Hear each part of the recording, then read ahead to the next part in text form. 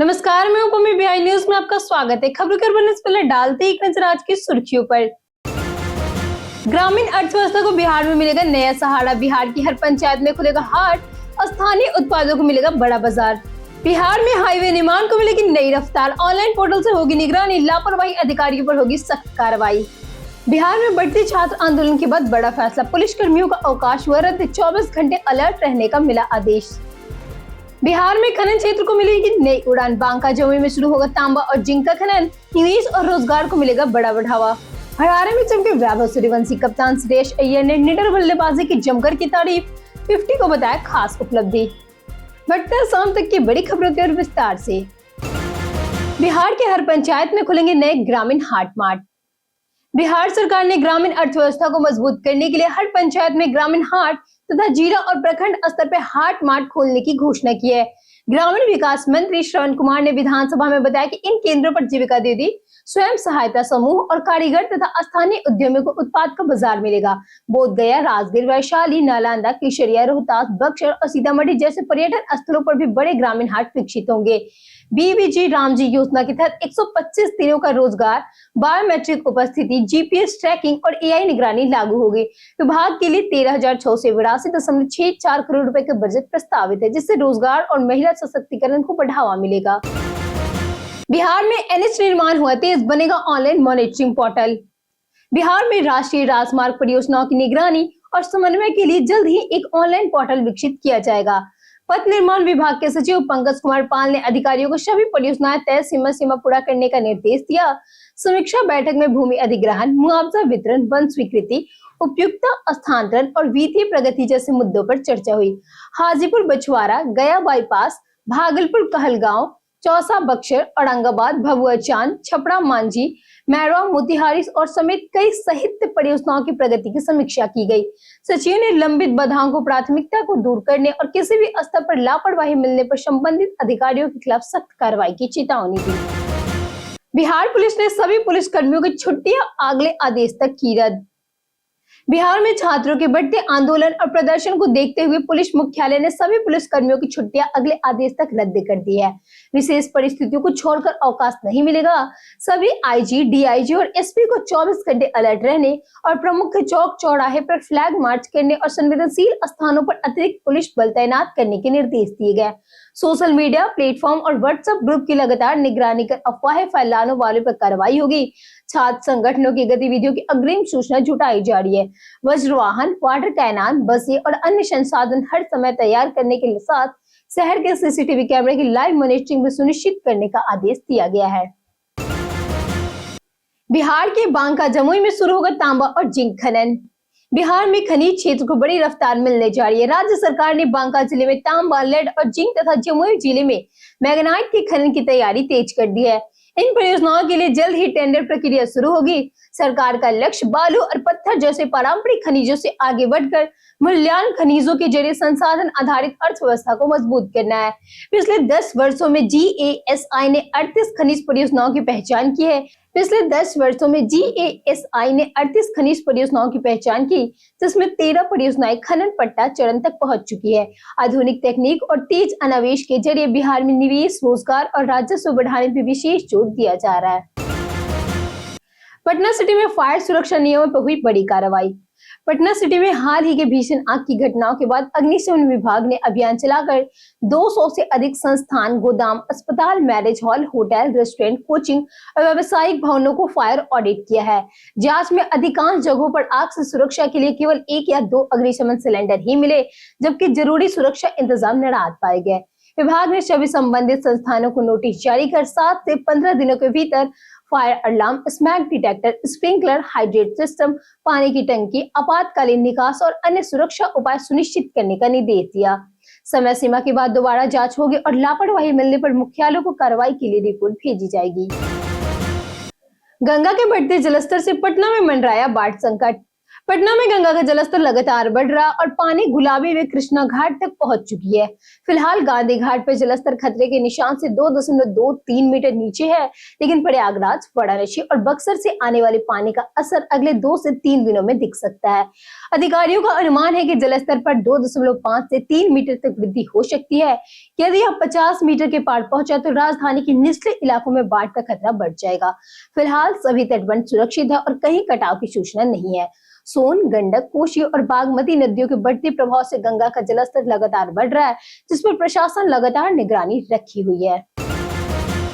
बिहार की विकास योजनाओं पर सीएजी रिपोर्ट ने खोली पोल।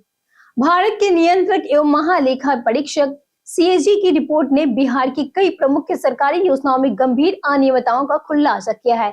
हर घर नल का जल योजना पर 30,500 करोड़ रुपए के खर्च होने के बावजूद 11.22 लाख परिवार सुरक्षित पेयजल से वंचित रहे। कई जल गुणवत्ता प्रभावित क्षेत्रों में ट्रीटमेंट प्लांट नहीं लगाए गए, जबकि जरूरत न होने पर फ्लोराइड रिमूवेबल प्लांट स्थापित कर दिए गए। बिना कार्य के करोड़ों रुपए का भुगतान, कमजोर निगरानी और अधूरी जल जांच व्यवस्था भी सामने आई। मनरेगा, तटबंध निर्माण और शिक्षा विभाग में भुगतान, योजना निर्माण, स्टाफ की कमी, अधूरे कार्य और वित्तीय अनियमितताओं के गंभीर मामले रिपोर्ट में दर्ज भी किए गए हैं। बिहार के 2 खिलाड़ियों का ऑस्ट्रेलिया ट्रेनिंग के लिए हुआ चयन। बिहार क्रिकेट एसोसिएशन यानी कि बीएसए के द्वारा 2 तेज गेंदबाज वासुदेव प्रसाद और रिंकल तिवारी का प्रतिष्ठित एमआरएफ पेस फाउंडेशन के ऑस्ट्रेलिया प्रशिक्षण कार्यक्रम के लिए चयन हुआ। खास बात यह है कि इस वर्ष पूरे भारत से केवल यही 2 ही खिलाड़ी चुने गए और दोनों बिहार से हैं। बीसीए अध्यक्ष हर्षवर्धन ने इसे बिहार क्रिकेट के लिए गर्व का क्षण बताते हुए कहा कि राज्य अब तेज गेंदबाजों की नर्सरी बना रहा है।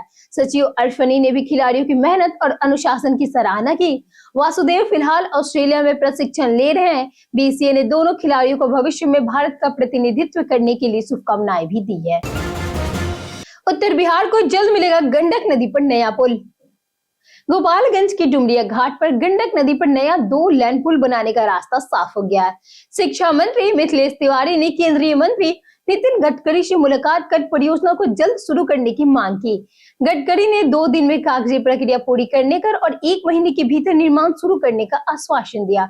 करीब 110 करोड़ रुपए की लागत से कंपोजिट स्टील गार्डेड तकनीक वाला पुल बनाया जाएगा।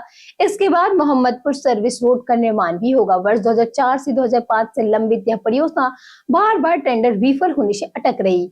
नया पुल बनने से पुराने संकरे पुल पर यातायात का दबाव कम होगा और आवागमन आसान बनेगा। विपक्ष के वॉकआउट के बीच 87,383 करोड़ का बजट हुआ पास। बिहार विधानसभा ने विपक्ष के हंगामे और वॉकआउट के बीच 2026 का 87,383.43 करोड़ रुपए का विनियोग विधेयक ध्वनिमत के पारित कर दिया। इससे वित्तीय वर्ष 2026-27 में विभिन्न विभागों के खर्च के लिए राज्य सरकार को राशि निकालने की अनुमति मिल गई। उप मुख्यमंत्री एवं वित्त मंत्री विजेंद्र प्रसाद यादव ने राज्य में वित्तीय संकट के आरोपों को खारिज करते हुए कहा कि धन की कोई कमी नहीं है और अभी सभी वित्तीय प्रक्रिया कानून के अनुसार चल रही है। अनुपूरक बजट में समाज कल्याण, वित्त, ग्रामीण विकास, ऊर्जा और ग्रामीण कार्य विभाग को सबसे अधिक अतिरिक्त राशि आवंटित की गई है। धान खरीद के बाद चावल आपूर्ति पर विभाग का सख्त एक्शन। बिहार के सहकारिता विभाग ने खरीफ विपणन मौसम 2025-26 में धान की खरीद के बाद चावल आपूर्ति में देरी पर सख्ती दिखाई है। राज्य में 4.60 लाख किसानों से 36.78 लाख मीट्रिक टन धान खरीदा गया, जिसके बदले 24.95 लाख एमडी चावल की आपूर्ति होनी थी, लेकिन अब तक केवल 23.94 लाख एमडी यानी कि 84% ही चावल पहुंचा है। राज्य के औसत से कम आपूर्ति वाले 17 जिलों की जिला सहकारी पद अधिकारियों से स्पष्टीकरण मांगा गया है। 429 समितियों में लंबित आपूर्ति पर अधिकारियों को 24 घंटे कैंप करने के निर्देश दिए गए। 31 प्रखंड अधिकारियों से भी जवाब तलब किया गया है।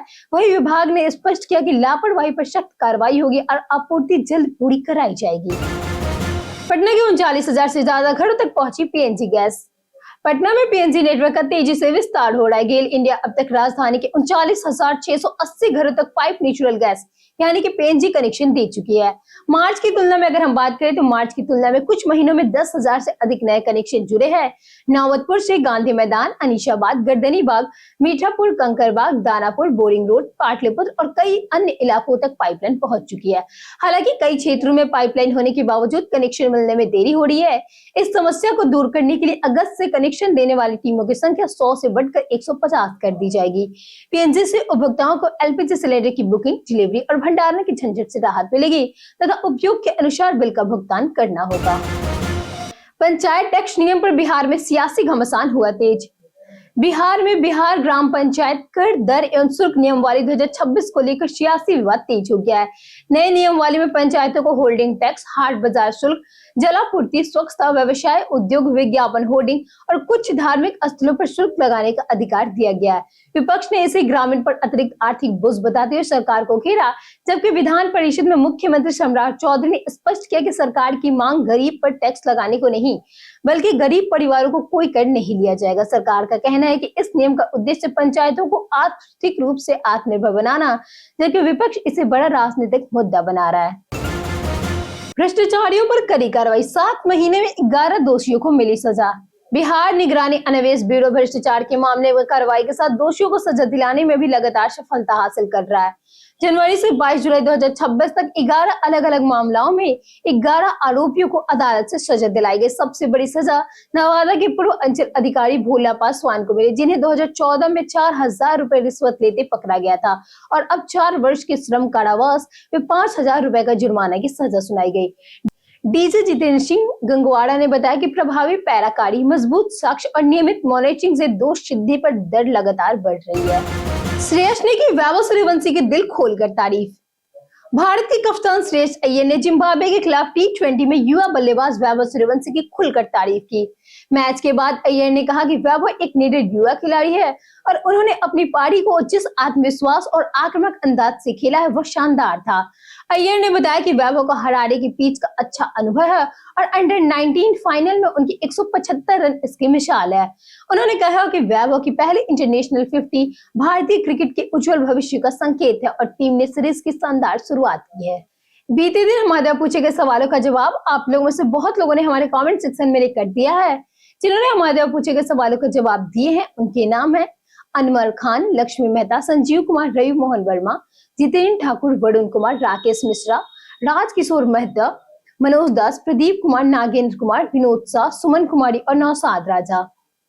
इसी के साथ बढ़ते आज के सवाल की, और आज का सवाल है, क्या सोशल मीडिया लोगों को जोड़ रहा है या दूर कर रहा है? आप अपना जवाब हमें हमारे कमेंट सेक्शन में लिखकर जरूर बताएं। आज के लिए इतना ही। बिहार के तमाम खबरों के साथ बने रहने के लिए देखते रहिए बिहारी न्यूज, और साथ ही अगर आप यूट्यूब चैनल पे देख रहे हो तो चैनल को सब्सक्राइब करें, और अगर आप फेसबुक पेज पे देख रहे हो तो लाइक और फॉलो जरूर करें।